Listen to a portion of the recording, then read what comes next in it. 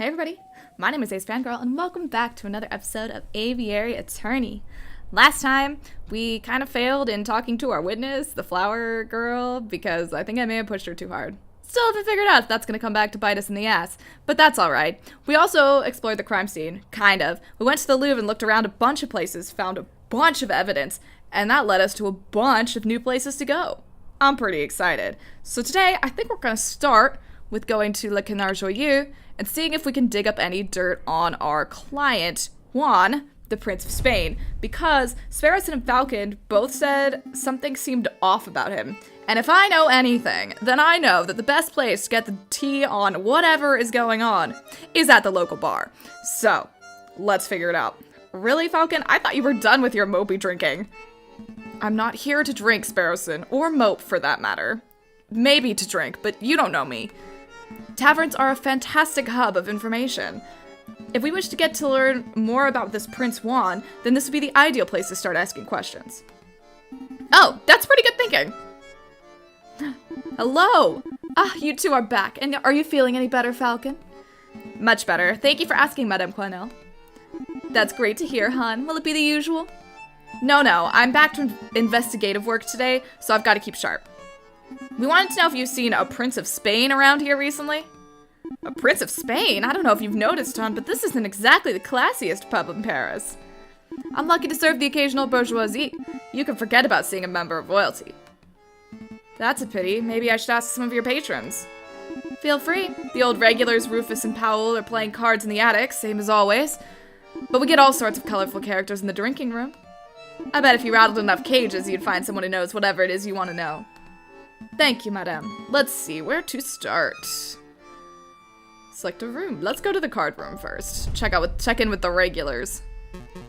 Come on, Powell, just one more game of Jacques Noir. Absolutely not. My wallet is hurting enough as it is. Please, I'll even let you deal this time. The answer's no, Rufus. I'm skint. If you want to play cards, you'll have to ask someone else. Fine, I'll ask that big fellow. Excuse me, monsieur? That would be me. Yes, you, monsieur. Would you care to play for some Jacques Noir? I don't know what that is. Absolutely! Absolutely, deal me in, monsieur. Very well then, do you know how to play? Nope. Tell me. Nope, I'm only familiar with Sego and Tap to Rock. I am not familiar with either of those. Oh, this is much better than those silly games. Let me tell you how it works. I have a deck of cards with values between 1 and 11. I deal you one card at a time. If you hit 21, you win. I give you 5 francs. 5 francs? That seems a little steep. This is a man's game. Oh, wait. Jacques Noir. It's blackjack. I know how to play blackjack. I'm actually good at it. I suppose so. I'm an idiot. I didn't even realize. Oh, yes, blackjack. I love blackjack. Alright, I'm ready. Oh god, Roman numerals. I have to count. Oh, this is not like regular blackjack. Okay.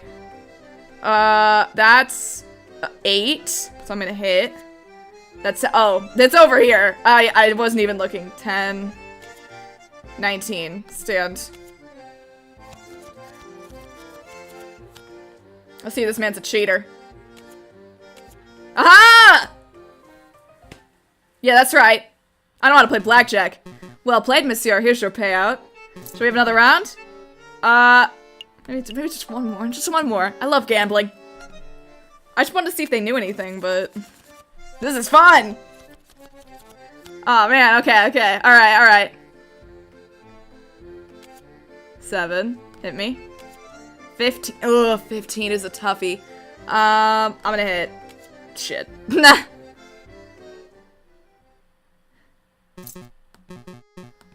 No, I should probably stop gambling. No, I think we're done. Maybe another day, monsieur. I understand. Feel free to come back anytime. Wow, that was fun. Now I know that exists. I actually coded a game like that myself when I was in college. So there I was, in the grasslands 10 kilometers downriver, rifle in hand. I'd been pursuing this set of footprints for an hour. I was getting closer and closer. I could almost smell the beast. Then I spotted it. It was a boar. A big, stupid boar, completely oblivious to my existence. See, here's something. Someone brought this up in the comments. We were talking about steaks last time. Then realized that everyone is a talking animal, so where did the steak come from? But I think this answers that question. I readied my gun. I carefully took aim. And then BAM! Shot it? No. It was the most peculiar thing. The boar slumped over dead right before I could take the shot. Sounds like one of them heart attacks. Me nan went the same way. That's what I thought. When I went to take a closer look, I noticed the boar was frothing at the mouth. Whoa, it was rabid? Possible, but I don't think so. Remember reading something about frothing around the mouth being a symptom of poisoning. Needless to say, I left the dead animal alone. Okay, also, speaking of, poison. So, remember last episode when I was talking to the chick, and she told me that the guy that comes through, the merchant that she gets her flowers from, sells monkshood? I googled that because I thought it was poison. I'm right. Monkshood is another name for wolfsbane, which is poison. You know how I learned that? Harry Potter! Anyways. Good call. Who wants to deal with tainted meat? Let's ask about the boar. To, you know, just like introduce ourselves into this conversation. Excuse me, monsieur. Yes, can I help you? You say that beast you're tracking might have died from poisoning. Can you give us some further details? Further details? I'm not much of a poison expert, I'm afraid. Well, what do you think caused it? I would guess that it ate something bad. I saw some of that poisonous plant around. Wolfsbane, I think they call it. That is monkshood. But really, I have no idea. I'm a hunter, not a vet. Excuse me. No, wait, we need to ask about Prince Juan. Excuse me, monsieur. What is it? I don't suppose you've seen a Juan Querido around here? He's Spanish royalty. Foxy fellow, swanky hat, calls everyone senor. Doesn't sound familiar. Do you recall seeing anyone like that, Piero? Ain't got a clue. Sorry, messieurs. You're barking up the wrong tree. Ha! 'Cause he's a dog. I get it. Well, what can you tell us about the Spanish royal family?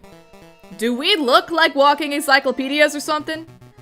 I'm afraid my compadre has a point. If you want to talk about hunting, then I'm your man. But Spanish royalty? That sounds like a question to be answered at a library, monsieur, not a tavern. A library? Maybe you're right. Sorry for bothering you, monsieur. Okay, well, I guess we should leave. You just called him compadre, though. That's Spanish. Alright, well, let's leave, I guess. I guess we don't have anything else to do. Ready to hit the road? I think so. Although we could go play more games of blackjack. Let's make a move. Alright. That took all day. We stopped and had some drinks. Oh, now we have the library. The Bibliothèque Caché? Well, I don't want to go there yet. I want to go... Well, should we go check this place out? Because... I'm gonna go here, because it doesn't take all day. And then I'm gonna go to the chocolate shop. Follow up on that lead. Ooh, Mousy? Wait a minute. Ooh, customers. Hello? Is this the office of Renard Volpice? It's you two. Mousy, what are you doing here? Oh, this is where I work. See? R&M. Renard and Mousy. Monsieur Renard Volpice and I... Volpice? Damn it. And I carry out all sorts of investigations together. Although, to be completely honest, it's normally Monsieur Volpice who chooses what cases to take on. I see. Well, then, can we speak with Monsieur Volpice? Oh, I'm afraid that won't be possible. See, Monsieur Volpice is on vacation right now. He's visiting his father in England. England? But he is set to return in a week or two. Maybe you can come back then. That's no good to us. Our case will be over by then. There's nothing to be done about it. I suppose we'll have to come back later. Huh. Suspicious. Anyways. Let's go to the Chocolate Emporium, because that sounds rad. Hi! Welcome to Lander Hagelsack's Chocolate Emporium, the finest Belgian chocolate shop in all of Paris. That's not a Belgian accent, but, you know, whatever. I am Lander Hagelsack, the founder and owner of this establishment. And I am JJ Falcon, defense attorney. Good day, monsieur. Oh, lawyers, very fancy. I must say that I once dreamed of being a lawyer, but, well, circumstances wouldn't allow it. It's a funny story. You see, when I was a young boy, I befriended the son of a Hungarian attorney. Falcon, you have to help me. What is it? It's the smell, Falcon. It's overpowering me. It's demanding that I lay waste to the shop. For pity's sake, restrain yourself, Sparrowson. Oh, but I'm rambling, aren't I? So are you messieurs here to buy some chocolate? Yes! No, no, no. We're actually here on business, monsieur. Business? First things first. We believe that this chocolate wrapper originated from your shop. Are we correct? Oh, yes, yes. That is indeed the trademarked Hagelstock wrapper for genuine Belgian Hagelstock chocolate. This was almost certainly bought from this very establishment. This is not Belgian. This is, like, a weird version of, like, French and German. I don't know. Very good. With that established, there's something else we wish to ask, Monsieur Hagelstock. Who bought this? Do you know? Can you tell us who bought the chocolate that was contained in this wrapper, Monsieur Hagelstock? I'm afraid not, messieurs. Not just because of matters of confidentiality, although that is a factor, you understand, but because I couldn't possibly know that. I thought elephants never forget! My memory is impeccable, monsieur, but you must understand that I have dozens of customers a day. There are hundreds of people who could have potentially bought this particular item. So your memory is good, but you need further information. If we were to give you the description and name of a person, would you be able to tell us whether they purchased something from you? Oh, yes, yes, that I could probably do, monsieur. Let me think. Who to ask about? Everyone! Dame Caroline! She did it! Wait, is it... What about me? Have you ever served me, JJ Falcon? Oh, we're asking about everyone. You know it. No, monsieur. Why? Would you like to buy some chocolate? No, maybe later. Let me think. Who to ask about? Oh, we are 100% asking about everyone, even if they don't matter. Have you ever served Sparrowson? I think I would remember that, Falcon. No, sorry, I didn't read that. We think who to ask about. How about Pertoir Demiao? Have you ever served a wealthy seigneur named Pertoir Demiao? No, monsieur. Messieurs, I'm growing tired of these endless inquiries. Oh. We should wait till we have someone specific. You might have a point. Aw, man, I wanted to ask about everyone! Well, I didn't ask about the chocolate being poisoned. Marked by an exclamation mark will pop up on the map screen. These cinematic scenes are only available for 1 day before disappearing, but they take no time to visit. Their viewing is entirely optional. Oh, well, obviously we're gonna go. Let's go. Check it out. Le Loup? Le Loup? Oh, oh. A storm is brewing, my brother. It's dramatic. Word of the royal assassination attempt has spread. Who's this? Who are these people? The proletariats grow confident. The bourgeoisie are cowering. See, that's how you say bourgeoisie. What's the other word? The bourgeois? It won't be long before we have rioting. That man has a fancy hat, and then a revolution. Is this gonna be the French Revolution? But for animals? I think it might just be. Alright, let's go to the library, I guess, because that's, like, the only new place we have. Here for a little light reading, are we? Not quite, Sparrowson. I'm following the hunting beagle's advice. Don't eat poisoned pork? The other piece of advice, that if we want to learn about a member of royalty, we should hit the library. Oh, that makes sense. Say, Falcon, I've been meaning to ask, since we're in a library and all, are you a classic literature fan, or do you prefer more modern works? Readings for squares! I like the classics. I like the classics, you know, Alain Renier Lesage, Crébillon Fils, that sort of thing. Don't try to act smart. I saw you reading that book of naughty limericks the other day.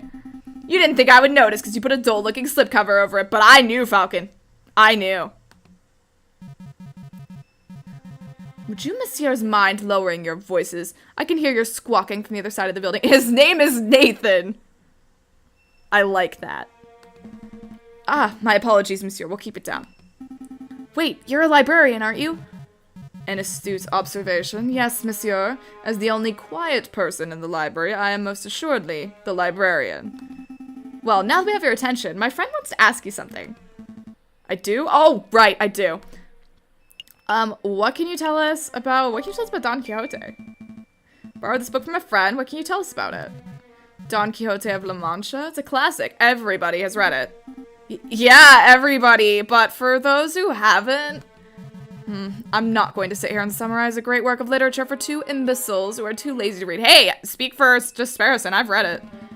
Nor would I expect you to, monsieur. But what can you tell us about the physical book itself? This particular book didn't come from any library, if that's what you're asking. See, there's no library stamp or card.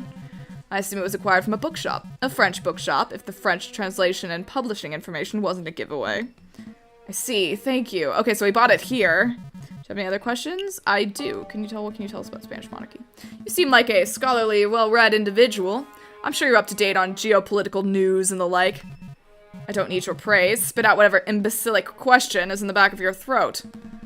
Well, we understand that the Spanish throne is currently under dispute. Can you give us a brief rundown on who the contenders are? What a trivial question. Even an elementary school child can name the immediate heirs to every throne in Europe. Yeah, but for the sake of those children who slept through that class, can you refresh our memories? Very well. Pay attention because I'm not repeating myself.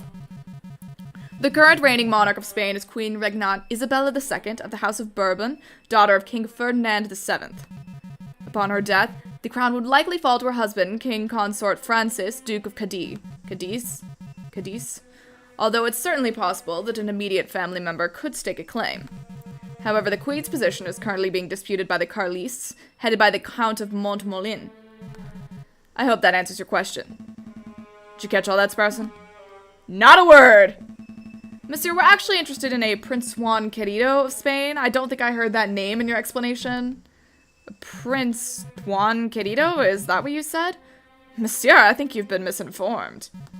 There is no current Prince of Spain, and I'm not even sure Querido is a real name. It's certainly no line of any Spanish monarchy. That's gonna be an issue. How strange. What does this mean, Falcon? Well, one thing's for sure. Our client is not the Prince of Spain. Maybe he's a delusional lunatic, or perhaps he's involving us in some sort of con. We don't have long before the trial, but it may be in our interest to confront Prince Juan directly and get some answers. Right.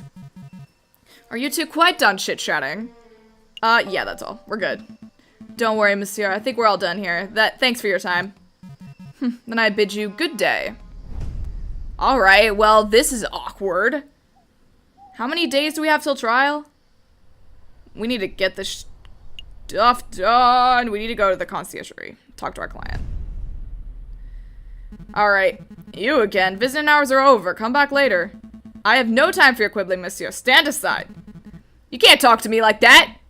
I most certainly can. We have reason to believe you're housing a suspect under false pretenses.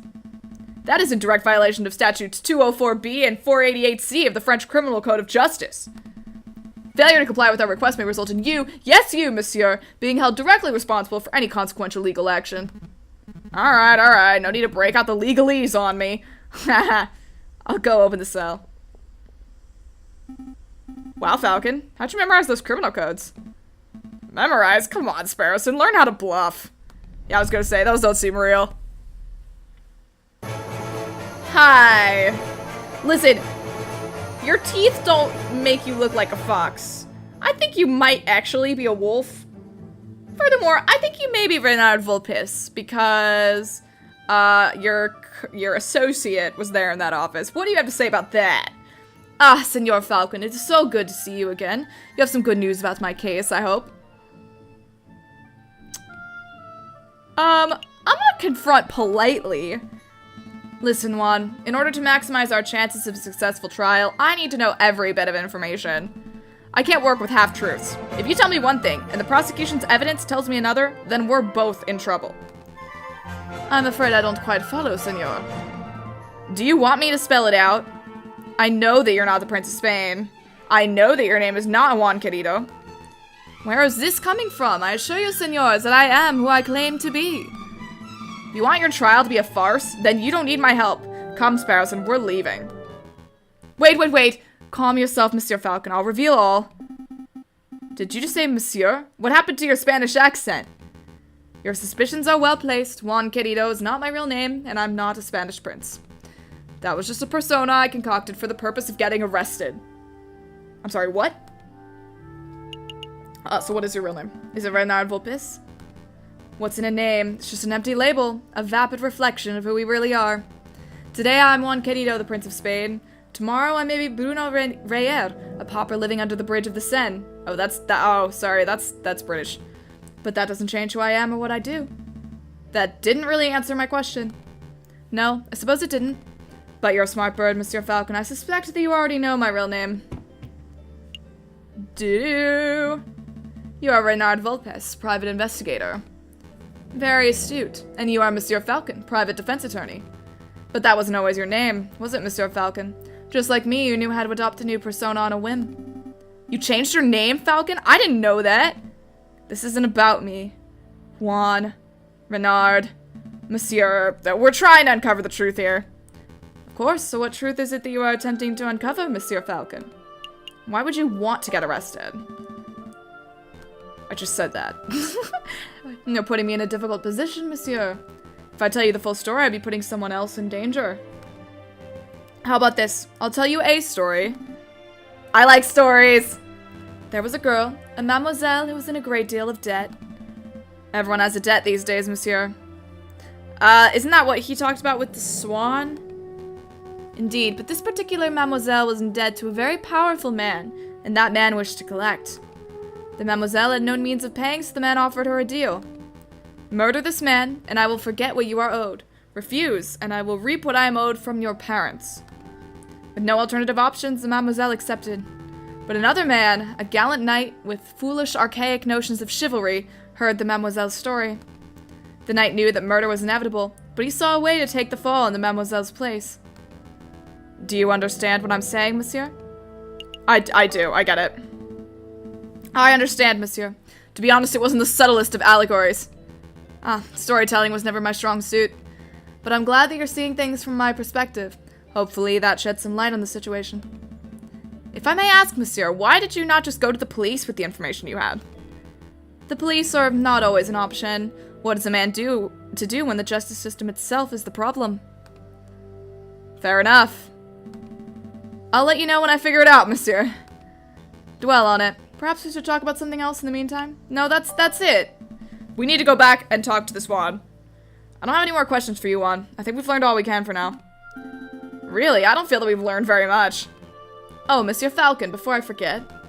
Could you find Mousy and ask him whether the birds have successfully flown south for the winter? Whether the birds have flown south? What is that, some sort of code? Something like that. But rest assured, Monsieur, that this does directly pertain to the case. Well, if we have time, I'll be sure to let Mousy know. Let's make a move, Sparrowson. Trial day's approaching. Right. Okay. Interesting. Well, I suppose that should be our next stop. It doesn't look like anything else is going to take a full day besides the Palais de Justice, but it's not time for trial yet, right? It would tell me. It tells me when trial is, right?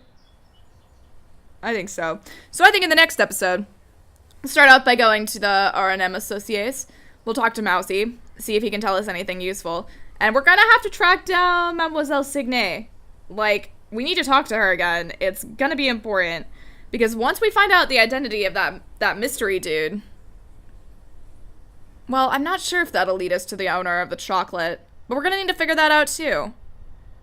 We got a lot of things on our to-do list still, and I don't honestly remember how many days we have till trial, so we may be in a tad bit of trouble here. But I think we can do it. I'll see you then. Bye!